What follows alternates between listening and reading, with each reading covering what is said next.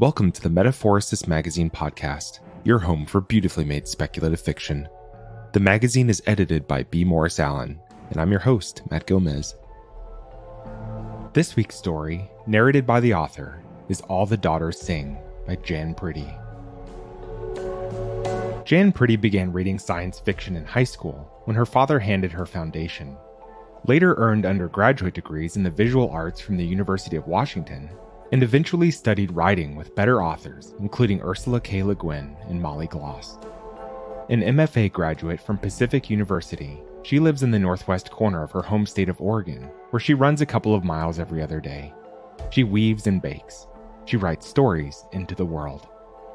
Find her online at janpriddyoregon.wordpress.com. That's JanPriddyoregon.wordpress.com. Let's jump in.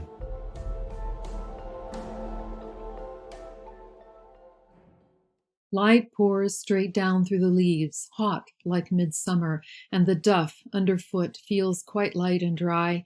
Yes, it must be July. The moon has gone bright and dark and bright again, without more than a mist falling. Salmon berries are ripening.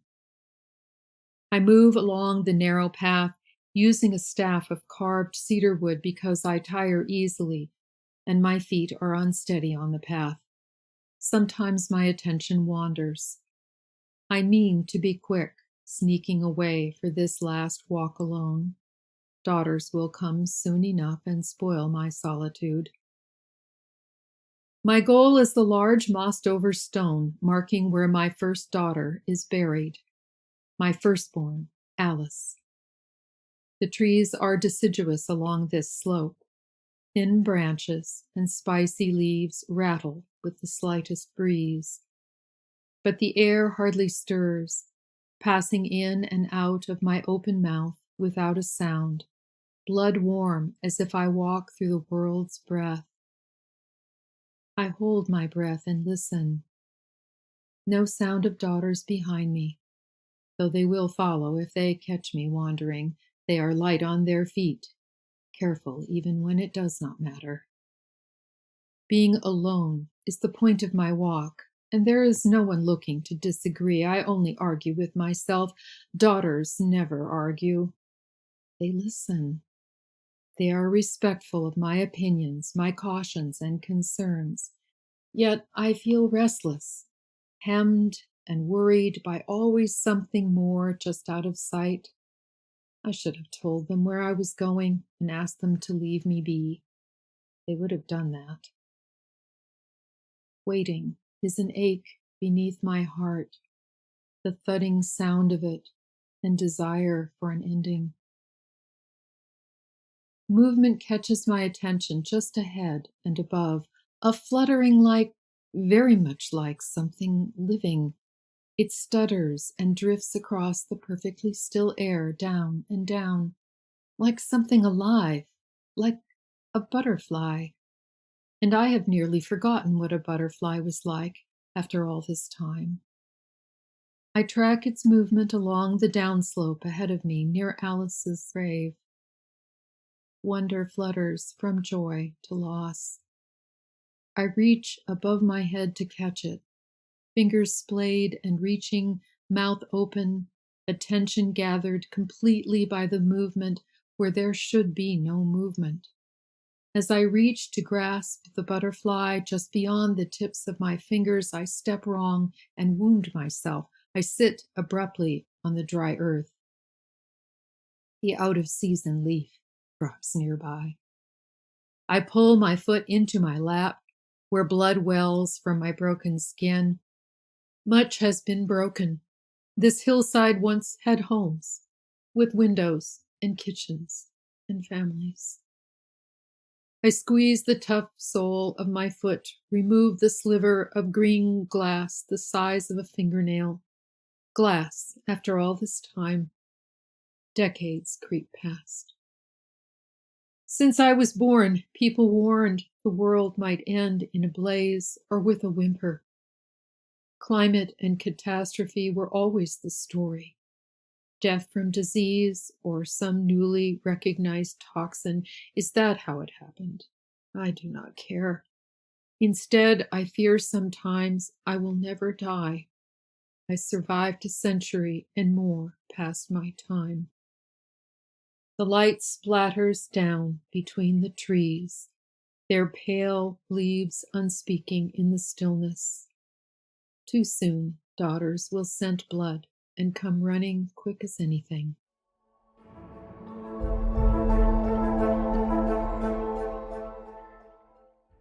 In the middle of the 21st century, no British swallow returned from South Africa. Terns, wheatears, and shearwaters vanished from their migratory routes.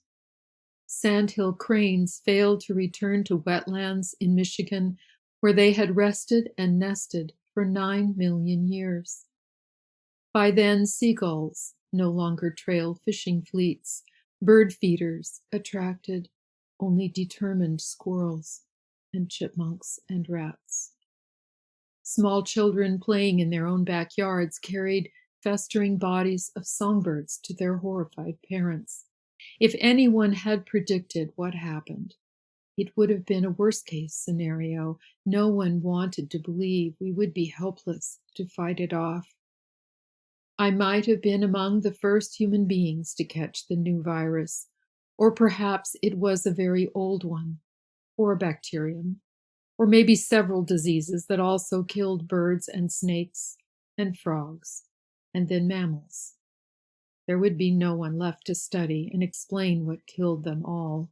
Whatever it was that made me sick, but not dead, I will never know. I refuse to care how it happened. I will never know why or how or what will come later. For a long time, I only focused on the now. But when it started years ago, I lay under blankets, eyes closed, and shivered for what seemed an eternity, hours, a day. I told my flatmate I needed to sleep and turned off my cell. At first, I assumed it was a cold coming on suddenly after work. Then later in the evening and the following days, some really bad influenza or another mutation of the coronavirus that would not let go. In bed, too weak to dress and go to work or even to call in sick, I messaged my boss and collapsed. My joints ached, skin wet with fever. But on a trip to the bathroom, I tucked a thermometer into my ear and found my temperature had dropped to 95 degrees. I staggered back to bed and to sleep. I was not yet afraid of dying. I was afraid of missing work, of not being prepared for the trade show presentation. I was afraid I would lose my job. I turned on my cell to message my boss again and scrolled through for messages. Headlines declared that whole cities were getting sick and dying. I was afraid I would catch whatever those other people had. Despite being afraid I might die by then, I did not die. Instead, I felt better.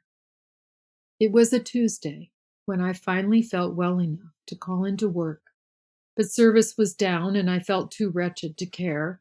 My joints crackled when I sat up in bed. I could not hear my flatmates in the central kitchen or Carly slamming the door as she left for work. Carly always slammed the front door. I could time my day by the slam and her stomping down the stairs. I sniffed. What was that awful smell? The stink was what finally drove me from bed into the kitchen. No one there, and I was sick, that was all. I drank a glass bottle of water, scrolled through screens that refused to open properly, opened blinds to check the street, but all silent. There was power from the passive system I'd set up, and water ran from the tap when I washed my hands, but it was quiet. No traffic, no neighbor's dog barked, no one played music. I wiped my eyes unstuck as I stood at the window. The air outside seemed thicker, misty almost. My ears rang with a hissing, stinging sound that gave way to absolute silence, the quiet like a presence waiting. I wanted to lie back down. By that Tuesday, if it was a Tuesday, life on earth, most everything that moved, had ended. Whatever it was had killed everyone I knew and entire populations I never could have known, though I did not understand that at the time.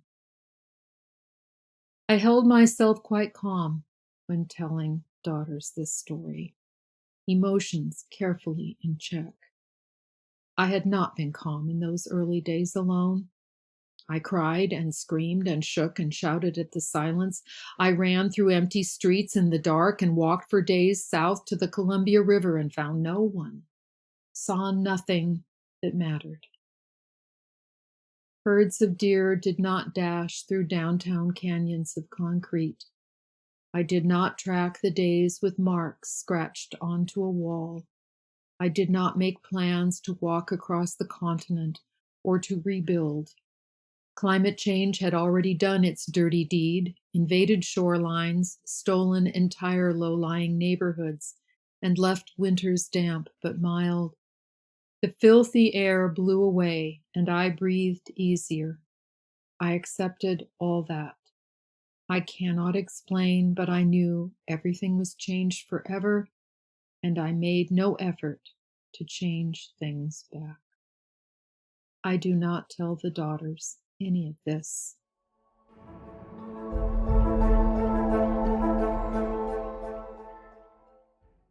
Even in those first days, there was no doubt what was behind Carly's closed bedroom door. For a long time, I huddled in my room, left only to drink bottled water, eat peas and broccoli thawing in the freezer, cold canned chili, and the last banana, already gone soupy inside. It was crazy, but I thought everything would be all right if I remained calm, if I did not open Carly's door or try to call my mother. That horrible smell, flies everywhere, plastics breaking down faster than they should. Odors of chlorine and vinegar overrode the rot. My stored food ran out, and I went out to the grocery store over on 45th and thought about theft. From whom? I tried the doors, banged on them, threw rocks from a garden, but could not break the glass. I found an ancient push mower in the storage room of my condo, carried it down to the corner, and tossed it through the front window of the local convenience store. By that time, I had gotten used to the stink. Or it was fading. I hoped it was. Entire human bodies collapsed into puddles and stains, sliding across sidewalks, leaving huddles of chemical clothing even the insects did not eat.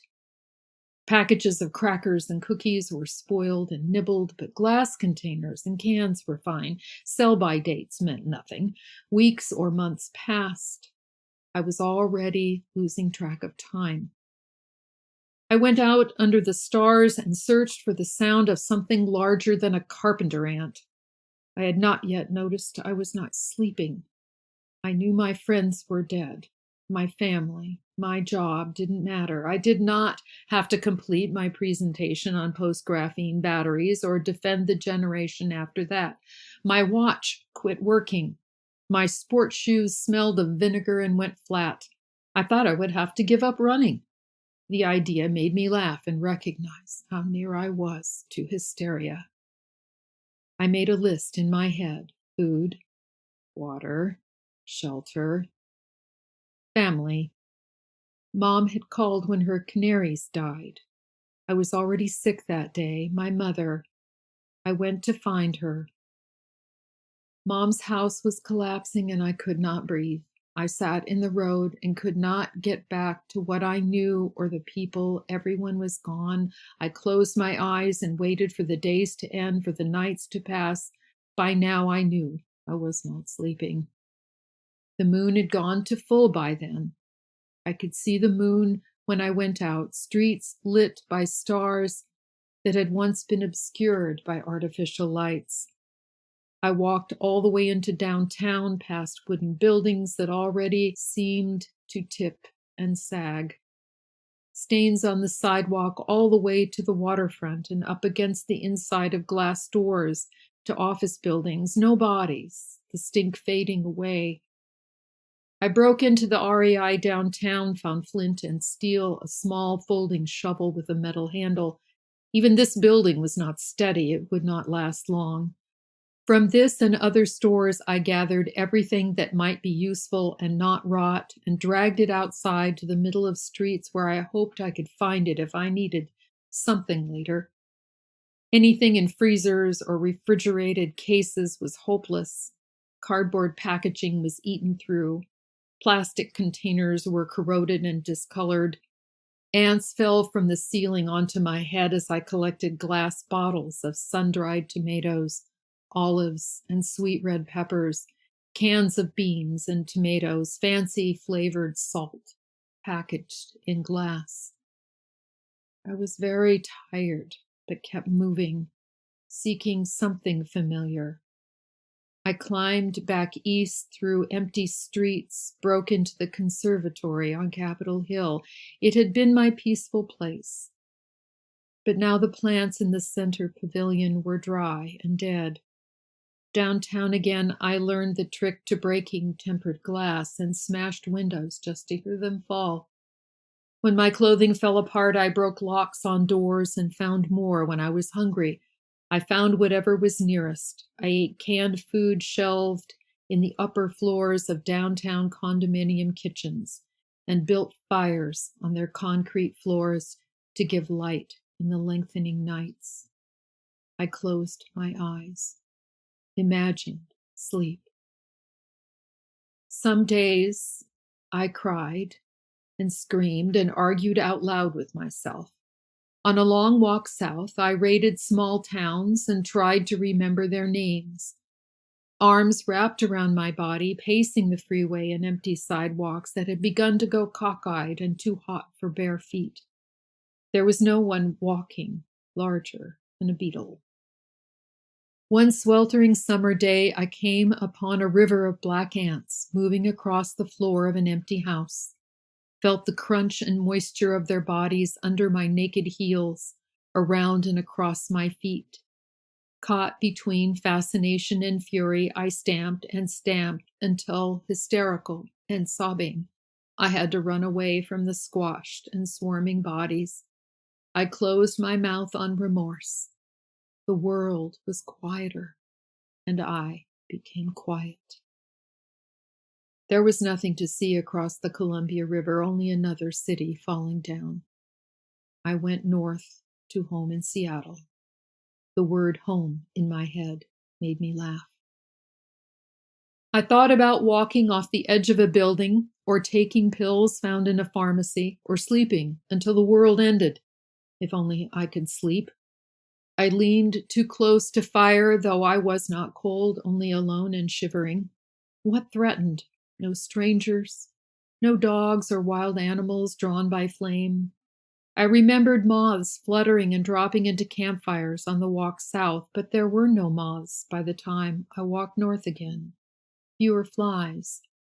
I walked for miles until I was too tired to walk further.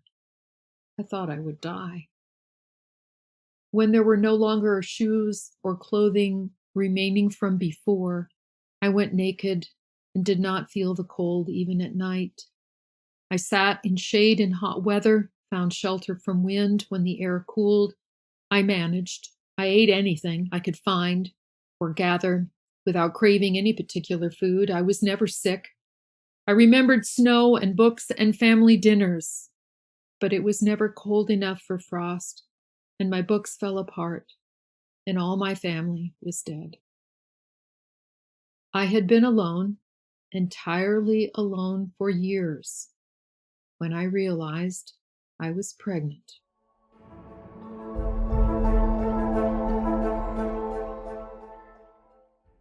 One morning after bathing in the vast basin that I thought of as Lake Washington, I ran my hands across my stomach and felt the knot flutter beneath my belly button. My monthly periods had ceased long ago. How long? I should have been grateful. Where would I find tampons?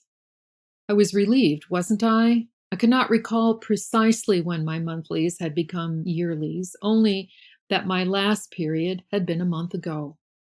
I argued with myself about the bulge in my belly. Parasite? But soon my belly grew round and tight.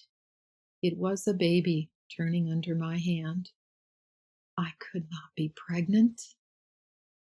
In late spring, just weeks after I understood my condition, contractions began.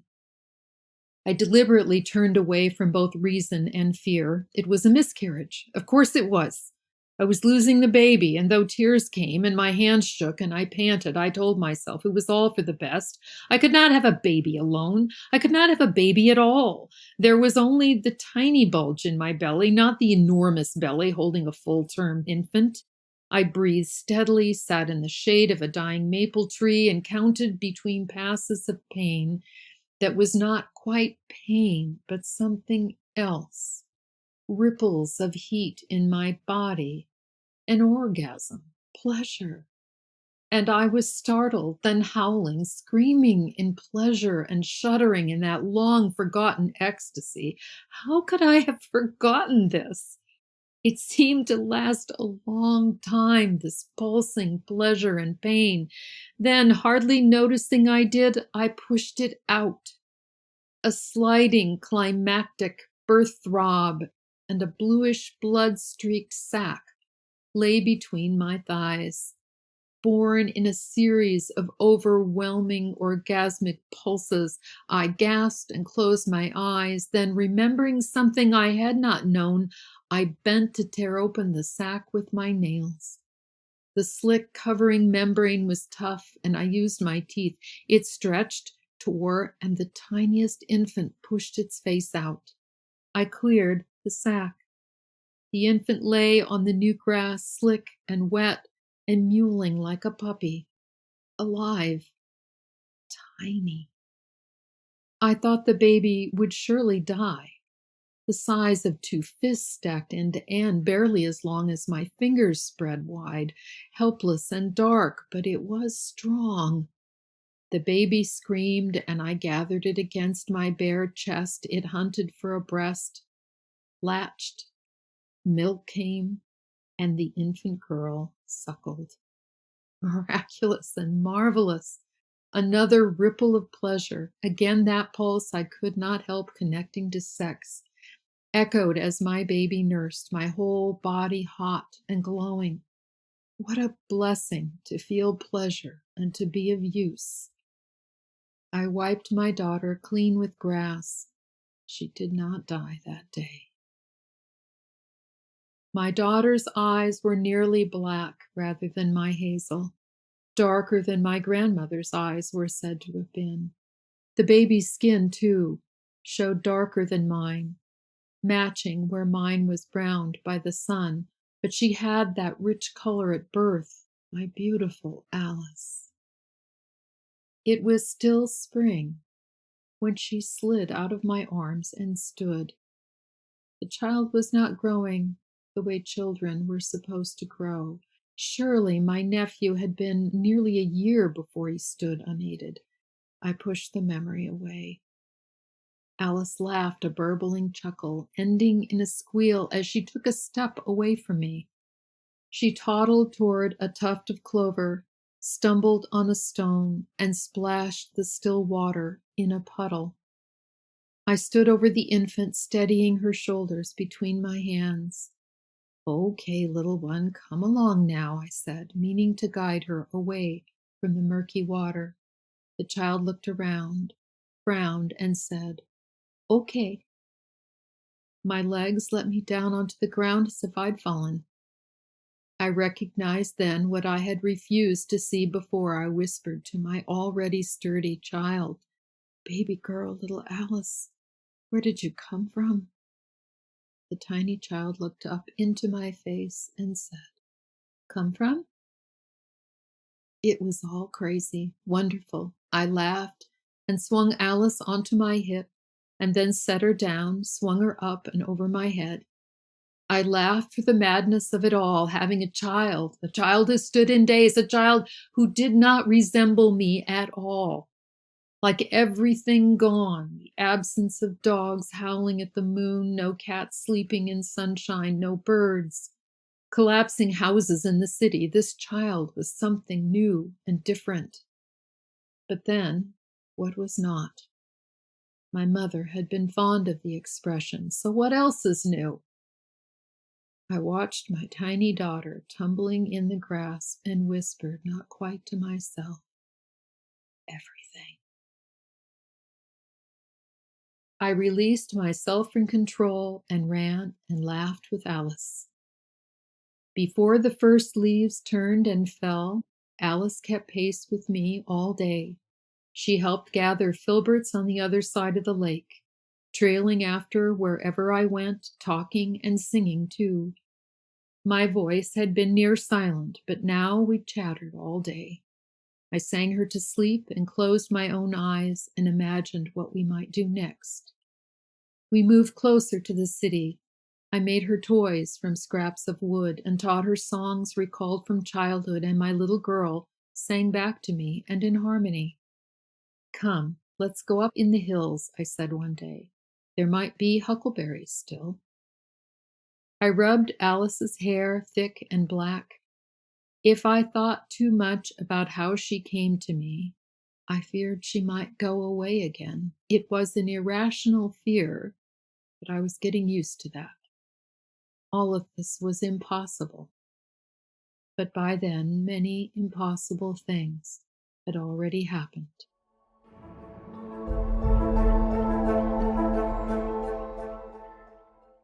The next spring, I birthed a second daughter, and Alice watched after her sister Belle.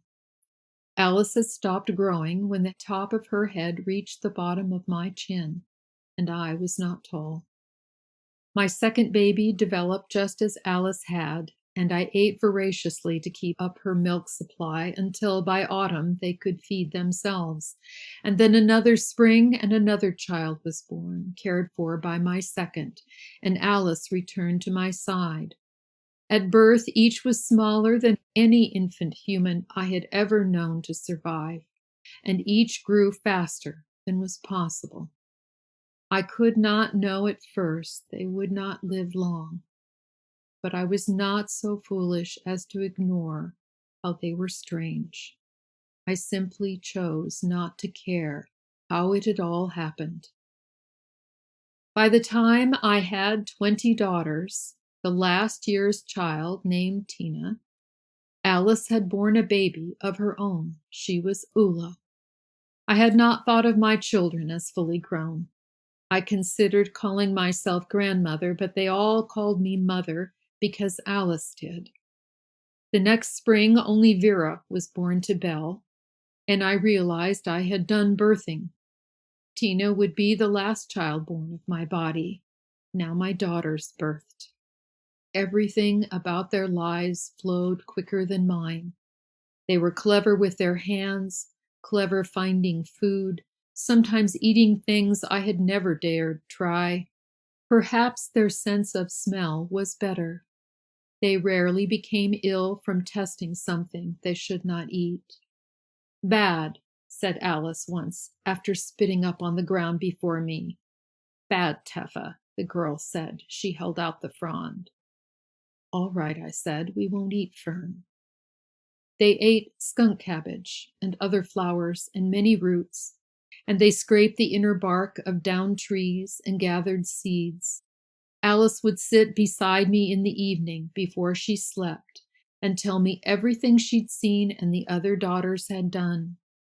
They braided grasses and chewed fibers of roots and reeds. They planted gardens of sorts, setting seeds in the center of a meadow east of the city, and seeming to admire the plants as they grew. They invited bees, but did not steal honey, gathered dead wood, but would not hurt a living tree. I talked and talked to my daughters until I was hoarse, until I noticed they hardly spoke back. They sang.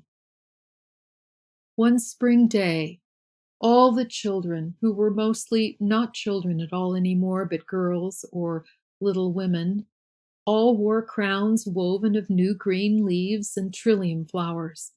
Alice put one of tiny daisies and wisps of seed heads around my head. They stood close to one another, close to me, wrapped their arms in a circle around me, and sang. New words, new notes, and they sang in harmony like a well-trained choir. I did not recognize the music at all. They grew beyond me, my daughters. Even Alice, my oldest child, could not always explain to me the why or how of her living. They wove little sacks of a particular reed, though I would not have known how to teach them. They wove baskets tight enough to carry water. Insects did not invade their stored seeds and dry berries. They taught me how. Insects themselves seemed less common. While telling a story about the small wee voice of mosquito, I recognized my daughters had never seen a mosquito. Perhaps spiders had one. But spiders were no longer as common as they had been. It had been years since I walked into a web between trees.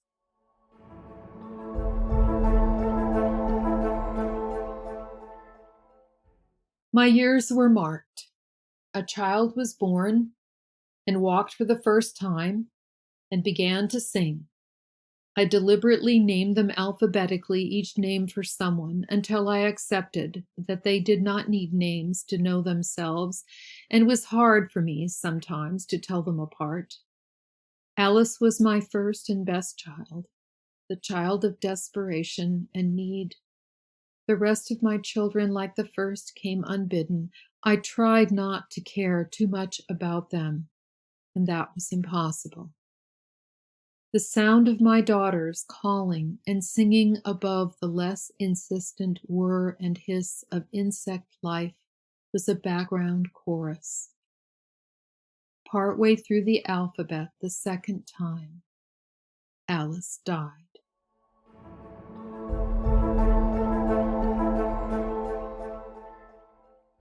I rocked the small body of my firstborn and wept and moaned. Daughters closed around. They held me steady when my body shook. They licked tears from my face. The daughters carried their sister, dug a place in the forest with a boulder as a marker, and covered her with flowers before covering her in the earth. They sang the sun down. The song was about forest and fruiting trees, the berries that stained their fingers, and the experiences of birth and birthing and falling away. Finally, they fell away themselves and went on with life. I mourned and sat apart and useless. All my singing children, all daughters, and all their daughters after them were like that. Most years a birth and a death. I stopped counting and naming, or rather, counted and named only for myself, recognized that there was no one else to whom most numbers or names mattered. I cared for them automatically. Because I believed I should love them all the same, I tried. But it was my firstborn I had most wanted to keep safe. I tried not to care too much after Alice, because they would die too soon. I tried to love them all the same, or not to love them. I failed. They did not cry, but often laughed. They waited patiently. They licked my hands and wrists less often than they licked one another's. Perhaps they recognized I did not like the gesture, or need it as they seemed to themselves. They smiled and wrapped their arms around me and one another. They spoke, they sang the songs I taught them, but more often the ones they created themselves. I was content to have company. How long did this idyll last? What were a few decades? My children grew, began to birth, and the oldest among them died, while still young in my eyes. I had to let them go. I let them go. Not sleeping, what was that about? Was it some kind of magical accommodation that allowed me to take 24/7 care of the girls I wished I knew? They slept. Sometimes they slept half the day if they were not busy gathering or making or working on something.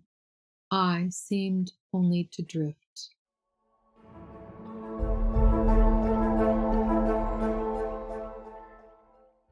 Springtimes passed, and others came and left, decades, daughters born and birthing and passed. I was not alone.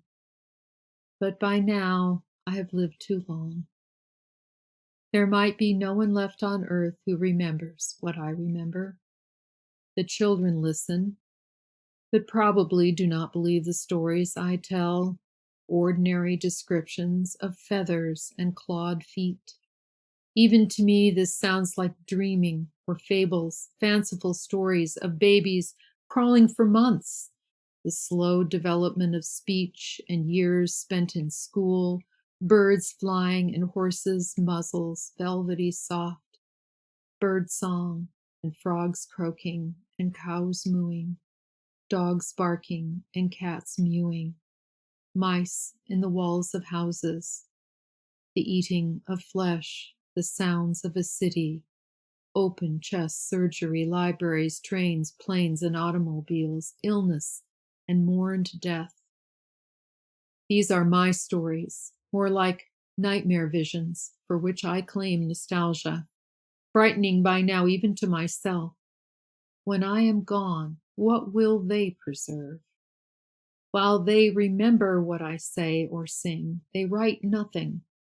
I have been unable to convince my progeny of the need for writing. Even to me, my stories sound fantastical, dragons and sea monsters. I think about Alice's laughter, my daughter's hand wrapped about my finger in the weeks after her birth, how by the following year Alice held the hand of Belle, and each youngest daughter cared for the one after. I fed them, cleaned them, told them stories. I made decisions about where and when to move on. I was the head of a large family. When did that change?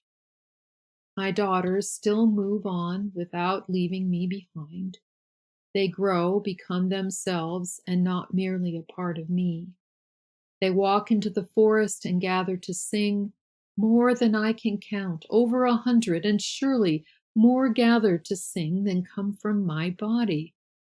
I never have more than 42 daughters alive at once. I try to count them again and cannot understand if I'm counting them twice and 3 times, or are there daughters here who were not mine? It is another puzzle I cannot solve. They sing a gift, not to me, but to one another. I follow them. The daughters are well settled into their new world and have little need of me. As if Alice stood before me, I hear her speak, "Mama." The voice in my head startles memory awake. One day, long ago, as we walked in this forest, Alice looked up into my eyes. "Mama, the other mothers are tall like you." "What other mothers?" She spun a leaf between her fingers, green like the glass. "There are 9 mothers in the world." "How can you know there are others?" I said. "Just 9, she said. "Far away." She sighed and smiled, and then went along humming.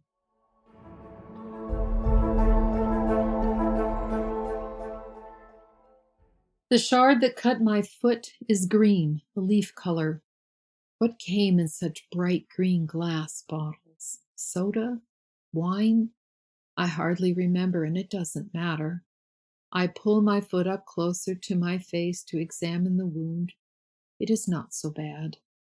I stand, test weight on my foot, while turning the wounding glass in my fingers and rubbing its smooth outer side. Here I last held my firstborn. That first shocking birth and love of Alice is what I miss. Perhaps it is my lost usefulness. I have lived long past my time. My living daughters sing me back to the present. They are near. Like Alice did so long ago, they sing of other mothers I will never know, and other daughters who join their choral gathering. I am very tired.